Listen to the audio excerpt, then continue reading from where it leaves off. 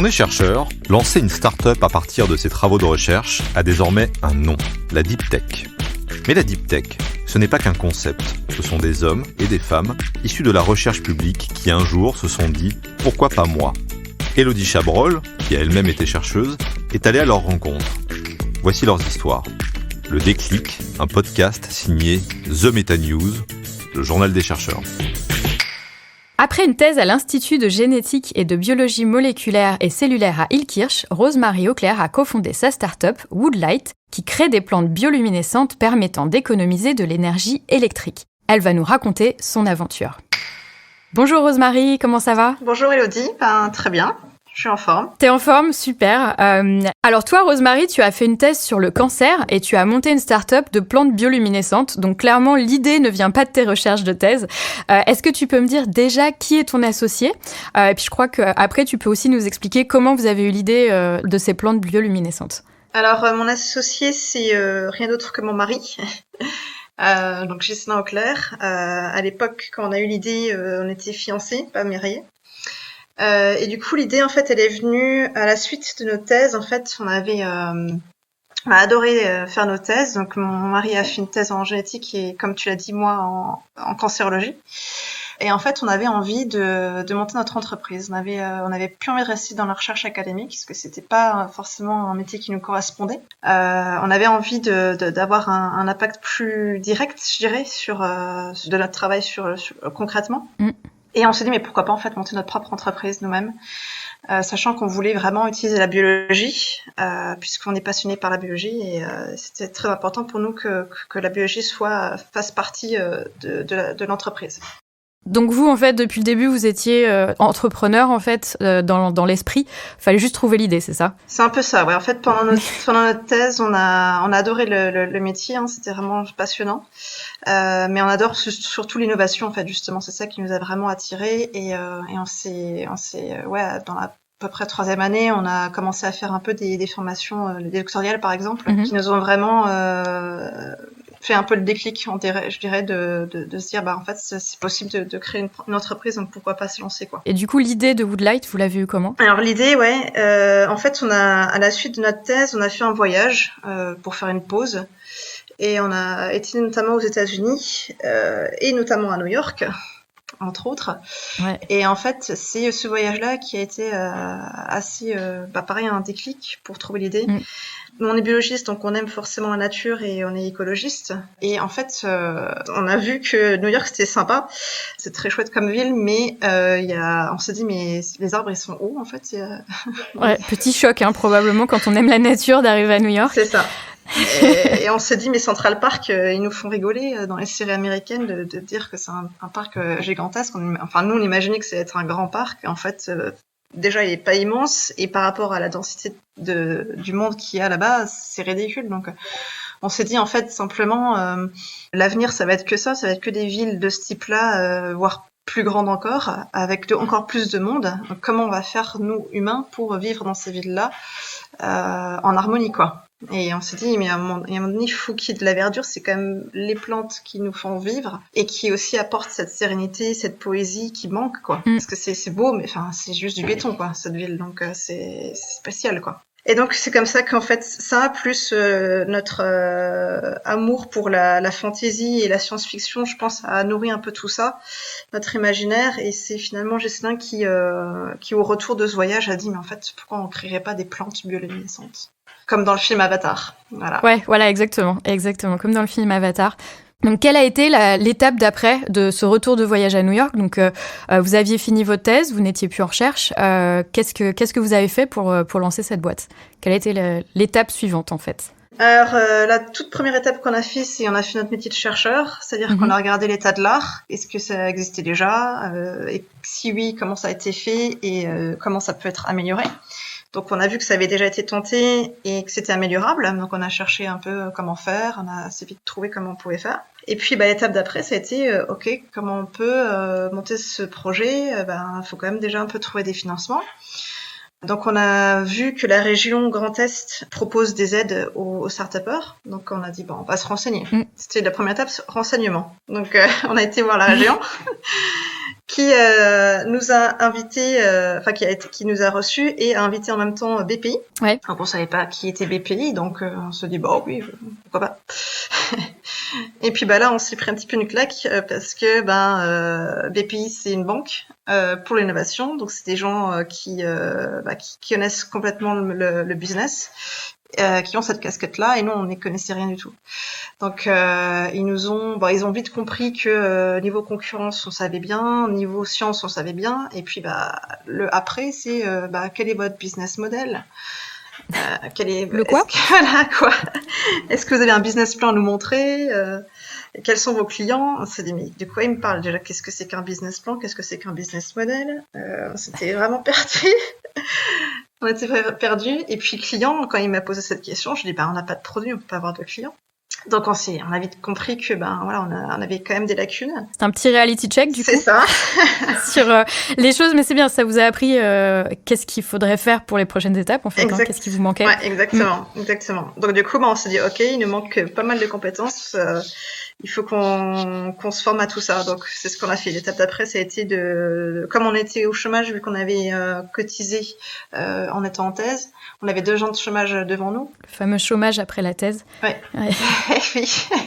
C'est pour ça aussi qu'on s'est lancé. On s'est dit, on a 2 ans devant nous, donc on a le temps de monter notre boîte. Parce que 2 ans, finalement, c'est court. 2 ans, c'est court, ouais. 2 ans, ça passe très vite. Mais bon. Donc, BPI, vous êtes rendu compte que business plan, tout ce qui était business, ça manquait un peu. Oui.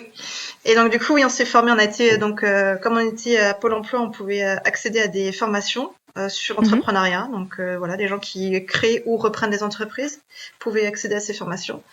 Donc, on les a suivis et c'était hyper indispensable parce qu'on a appris énormément de choses sur l'étude de marché, comment négocier, les bases en comptabilité, plein de choses hyper indispensables pour créer une entreprise. Donc, on a su ce que c'était qu'un business plan.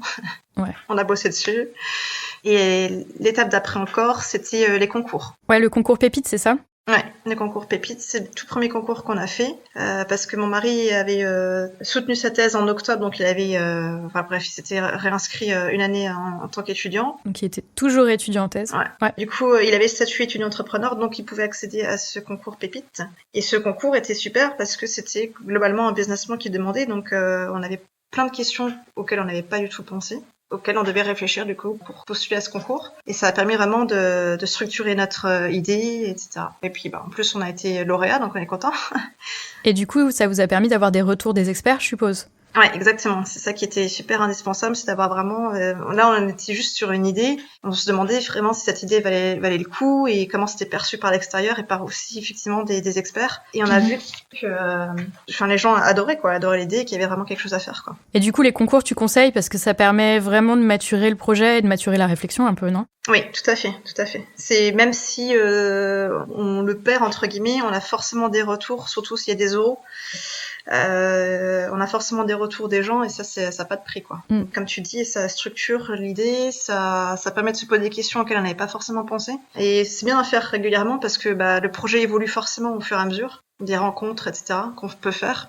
Donc c'est bien d'en faire de temps en temps. Ouais. C'est un bon exercice. Tout à fait. Et donc du coup, vous avez gagné ce concours Pépite, mais c'est pas encore gagné, hein, effectivement. Il vous fallait une preuve de concept, non ? Oui, tout à fait, ouais. Parce qu'en fait, il y avait une autre étape qui était importante pour nous, c'était de pouvoir être incubé dans un incubateur d'entreprise. Alors en Alsace, il s'appelle Sebia. Et ça, c'était vraiment important pour nous parce que ça permettait d'avoir vraiment un accompagnement, encore une fois, d'experts qui vraiment aident les entrepreneurs à monter leur entreprise. Ils ont aussi un réseau qui est hyper important parce que là, on se lance dans un monde qui est complètement différent. Ouais. Et il faut tout refaire. Il faut refaire son réseau complètement. Il y a plein d'aspects à comprendre, à connaître. C'est tout un univers, quoi. Et donc, de se faire entourer de gens qui ont déjà un réseau important, c'est indispensable. Donc, l'incubateur d'entreprise, c'est une porte d'entrée importante. Et cet incubateur nous demandait une preuve de concept. Sauf que pour avoir cette preuve de concept, il fallait qu'on puisse accéder à un laboratoire. Ouais. Et nous, en fait, on avait la particularité d'être docteur, certes, mais de ne plus travailler dans un institut de recherche. Donc, on n'avait pas accès à un laboratoire. Donc la possibilité qu'on avait, c'était soit de louer des labos, mais c'était 50 000 € l'année, donc autant dire que c'était juste pas Un possible. petit peu cher. Voilà. Soit de retourner au CNRS en tant que statutaire, donc en tant que postdoc, et du coup de ne plus monter sa propre entreprise, mais de finalement travailler pour le CNRS. Enfin, c'était tout un autre système. Nous, on voulait vraiment monter notre propre entreprise. Et donc la dernière possibilité qu'on s'est dit, mais en fait, on s'est dit simplement, il n'y a pas de labo pour les entrepreneurs. Eh ben, créons-le. Allez. Oui, exactement. La solution la moins simple. Exactement. Le plus gros challenge au final, probablement. Ouais. Un des plus gros challenges à ce moment-là. Mais c'était vraiment une période très charnière parce que, entre-temps, mon mari avait repris aussi une autre formation, une sorte de MBA à Strasbourg. Donc pour justement avoir tout ce côté business qui nous manquait. Et donc dans ce master, il y avait 6 mois de stage et il y avait possibilité de faire un stage dans une entreprise, une start-up. Ouais. Et donc on disait non à Woodlight et on a arrêté le projet dans l'œuf, sans avoir vraiment pu tester. Soit on disait non, on n'a pas pu tenter l'idée, on est un peu frustré là, on aimerait bien vraiment juste voir si ça peut marcher. Il faut ce labo, donc allons-y quoi. Et donc on a choisi effectivement la solution la plus difficile, mais qui a réussi. Ce laboratoire a ouvert en 2018, donc on était super contents. Il y a des porteurs de projets qui se sont réunis autour du labo tout de suite, qui avaient aussi besoin d'un labo. On n'était pas les seuls dans ce cas-là finalement. Et depuis, il y a de plus en plus de porteurs de projets qui viennent, donc c'est top. Donc c'est un labo de prototypage en fait où les gens peuvent venir fabriquer leurs prototypes. Exactement, ouais. En biotech. En biotech. Tout à fait. Donc une fois que vous avez ce labo, qu'est-ce qui s'est passé ? Mais une fois qu'on a eu ce labo, les portes se sont ouvertes. Ouais. Parce qu'on a rassuré justement Semia en se disant, on a montré qu'on a quand même pu. On n'avait pas de labo, on l'a créé, donc ça les a vraiment rassurés. Ils sont tenaces. Ils vont pas lâcher eux. Je pense qu'ils ont dû se dire ça. Donc on a pu entrer dans leur starter class parce qu'avant d'être incubé il faut être formé. Donc on a pu rentrer dans leur starter class. Et moi j'ai pu bosser aussi dans le labo comme accessoirement pour faire cette preuve de concept qui était quand même hyper importante. Ouais. Et donc j'ai obtenu une preuve de concept en décembre 2018. Sur Bacterie, c'est sur ça. Bacterie. Donc un petit peu différent. Un petit peu différent parce que là l'idée c'était vraiment d'être le plus rapide possible. On n'avait pas encore beaucoup d'argent. On avait gagné quelques milliers d'euros avec les concours qu'on avait pu gagner, mais ça reste quelques milliers d'euros, c'est pas beaucoup. Et le but, c'est vraiment d'être le plus rapide possible parce qu'on savait que l'incubation chez Semia allait et la preuve de concept aussi allait engendrer des financements plus importants. Donc il fallait vraiment être le plus rapide possible. D'où le choix de travailler en bactérie. Quelles a été rapidement les étapes suivantes en fait pour en arriver là aujourd'hui ? Après, ça s'est assez accéléré puisqu'on avec cette preuve de concept, on a réussi à obtenir des financements plus importants donc auprès de la région pour le coup et auprès de BPI France.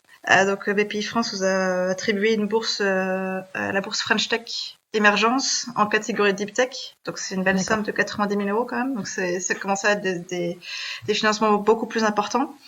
Et ça nous a permis, on a aussi un financement de l'Eurométropole qui nous a permis d'abord d'employer un étudiant en Master 2 pour apporter quand même à Woodlight la compétence de biologie végétale. À un moment donné, il fallait travailler sur les végétaux. C'était quand même notre idée à la base. Donc Olivier a intégré l'équipe en février 2019 grâce à cette bourse. Et grâce à la bourse French Tech de BPI, on a pu l'embaucher derrière. D'accord. Donc en septembre, on a pu embaucher Olivier et j'ai pu aussi me verser un salaire pour la partie sciences que je fais. D'accord, donc en 2019, c'est ça hein ? Ouais, en septembre 2019. Okay. Et du coup, là, depuis, on a continué à travailler donc à partir de ce moment-là sur les plantes et on a réussi à avoir une preuve de concept sur plantes, sur cellules végétales cet été, en août. Et le prototype de la première plante, tu me disais, c'est printemps 2021, exactement, c'est ça ? Ouais. On espère obtenir à ce moment-là, ouais. Super excitant. Et donc, le plus gros challenge, probablement, c'était créer ce labo. Ouais. C'était challenge au niveau personnel et professionnel, en fait, parce que c'était vraiment, on s'est vraiment posé la question, qu'est-ce qu'on fait ? En fait, c'était parce qu'on se lançait dans une autre aventure, on savait très bien que ça allait prendre du temps. On était déjà en 2017, ça faisait déjà 1 an et demi qu'on était sur le projet. Quand j'avais dit au départ, on avait 2 ans devant nous, c'était large. Oui. C'était pas large. Donc on savait que le chômage allait finir bientôt. Donc c'était il y avait quand même plusieurs tenants et aboutissants à prendre en compte, mais on a quand même pas trop hésité parce qu'on voulait vraiment donner la chance au projet. En fait, c'était vraiment ça.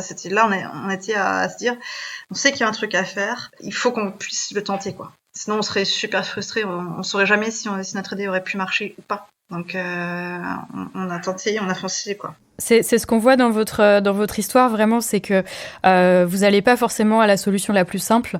Vous suivez vraiment vos instincts en mode on va tester, il faut qu'on teste, et puis ça a l'air de vous réussir. Donc c'est assez inspirant, je trouve, comme façon de faire. On se dit voilà, parfois on est vraiment au bord du précipice, qu'est-ce qu'on fait ? Bon on saute et puis on voit ce qui se passe. On fait confiance à notre parachute qu'on vient de fabriquer. C'est assez inspirant, je trouve, comme parcours. Merci. Mais...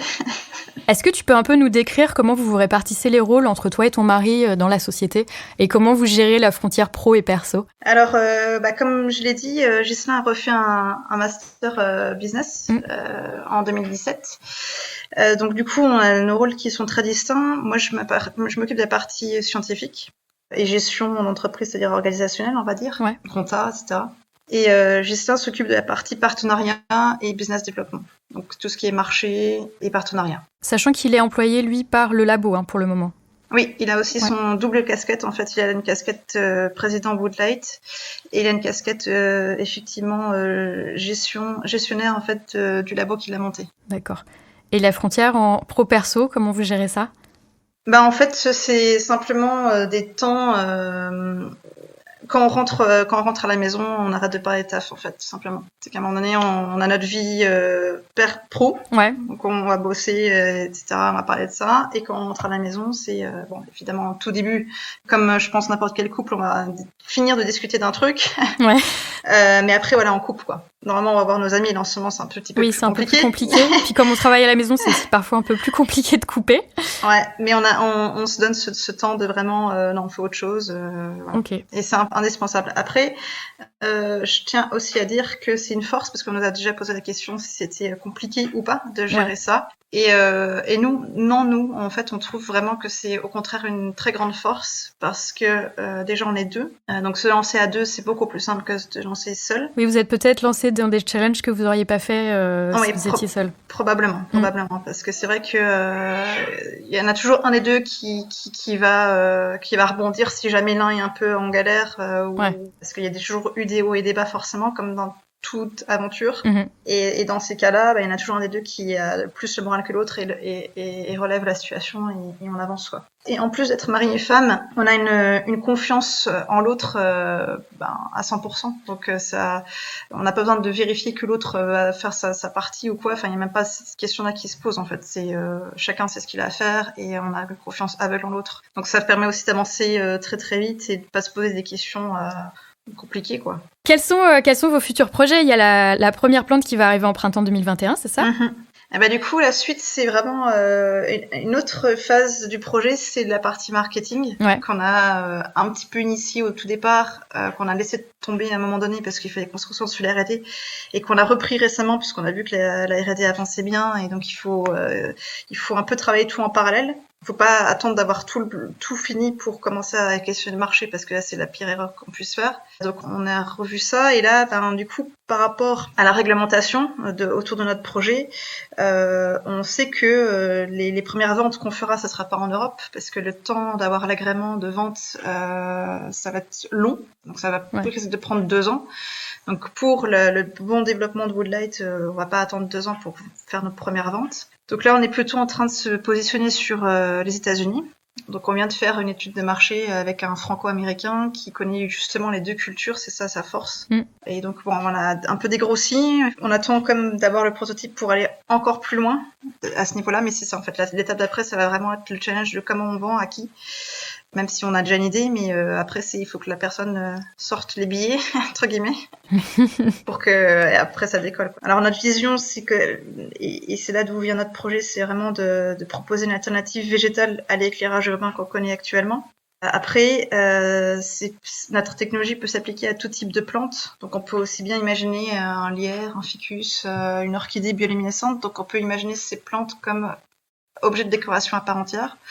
Et donc là, c'est vraiment notre premier marché, c'est la décoration haut de gamme, voire de luxe, ou hyper luxe même, pour l'exclusivité d'avoir les premières plantes bioluminescentes au monde. Et ces personnes-là qui ont beaucoup d'argent nous permettraient d'avoir un retour sur investissement assez important tout de suite, qui nous permettrait finalement de financer la R&D derrière pour créer ces plantes des collectivités de demain. Oui, surtout que les collectivités, comme on en discutait au téléphone quand on préparait le podcast, les collectivités, ça va être des gros arbres, des plantes qui vont mettre beaucoup plus de temps à pousser, donc il vous faut de l'argent entre-temps, quoi, pour financer tout ça. Ouais. Tout à fait. Et il me semble que tu es en pleine préparation du concours ILAB aussi.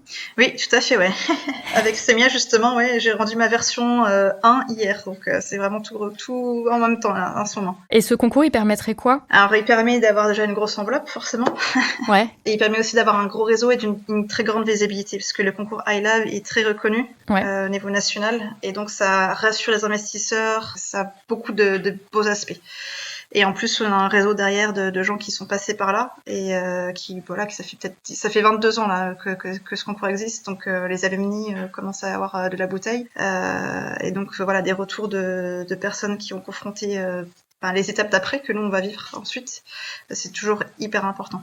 Ouais, des retours toujours, comme tu disais, un peu comme pour le concours Pépites, ça vous permet d'avoir des retours d'experts ou de gens qui sont passés par là et de vous aider à continuer. Des conseils, c'est vrai que nous on le voit aussi, on voit les nouveaux arrivants du Biotech Lab, nous on est passé par des étapes que eux ça franchissent, parce que nous on leur dit non, faites pas ça parce que ça va vous prendre du temps pour rien, raccourcissez le chemin, quoi. C'est ça en fait. Ouais, l'importance des retours d'expérience. On est bientôt à la fin, est-ce que tu as un mot de la fin, tu as un conseil, peut-être quelque chose qu'on n'aurait pas abordé ou quelque chose que tu veux dire aux peut-être futurs entrepreneurs qui hésitent à se lancer ? Je leur dirais de ne pas hésiter. Tiens, c'est marrant. De suivre vos instincts, c'est ça ? Oui, exactement. Si vous avez une idée, il faut foncer parce que vous allez regretter de ne pas avoir tenté. Et en plus, ça ne peut que être bénéfique parce que on apprend énormément professionnellement. C'est clair qu'on est très différents. Je le vois avec mes amis qui sont chercheurs. On a une façon de penser qui est différente, mais qui est super enrichissante. Et aussi humainement, en fait, parce qu'on rencontre énormément de gens d'univers très différents. Et c'est super enrichissant. Super. Écoute, merci beaucoup en tout cas pour ce partage d'expérience qui était très très inspirant. Merci à vous. Merci pour l'invitation. C'était un plaisir pour moi de participer à ce podcast. Plaisir partagé. Merci beaucoup, Rosemarie. Merci. Au revoir. Au revoir. Ce podcast a été réalisé par The Meta News en partenariat avec BPI France dans les studios de Chez Jean Productions. À très bientôt pour un nouvel épisode. Si vous nous aimez, notez-nous sur votre plateforme d'écoute préférée.